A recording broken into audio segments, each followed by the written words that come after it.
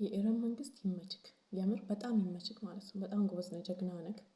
ግን ፕሊስ ኢትዮጵያን አትንኩ። ኢትዮጵያ ገና እኛ የኢትዮጵያ ህዝብ ገና ሽሮ ጠግበን በአግባቡ ሽሮ ጠግበን ያልበላን ህዝብ ነው። እኛ ላትዛች ሌላውን እንደፈለግሽ አድርጌ ነው ውድ፣ የምሬን ነው። እንደፈለሽ ጀግና ነሽ እውነት። በቃ እኔ አጨብጭቤልሻለሁ። በሁለት እጄና በሁለት እግሬ አጨብጭቤልሻለሁ። በጣም ጎበዝ ነሽ። ፕሊዝ ኢትዮጵያን ግን አትንኳት። እኛ ገና መች ተኝተን ጠግበን እናውቃለን?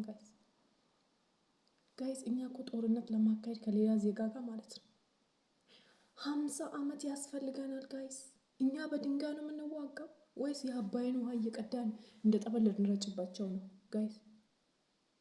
አሜሪካን ራሱ በእኔ ብር ነው የተሰራው አሜሪካን እያለች ነው አሉ አባይን እንደ ጠበል ልንረጭባቸው ነው ወይስ ድንጋይ ከአባይ ውስጥ ለቃቅመን በድንጋይ ልንማታ ነው ጋይስ? ረን ፕሊስ።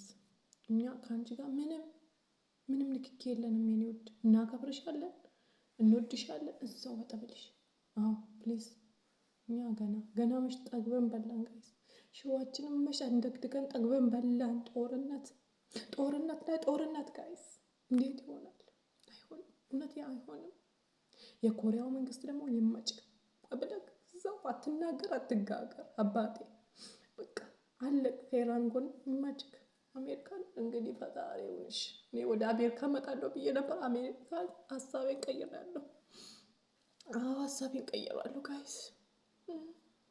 አም ሶሪ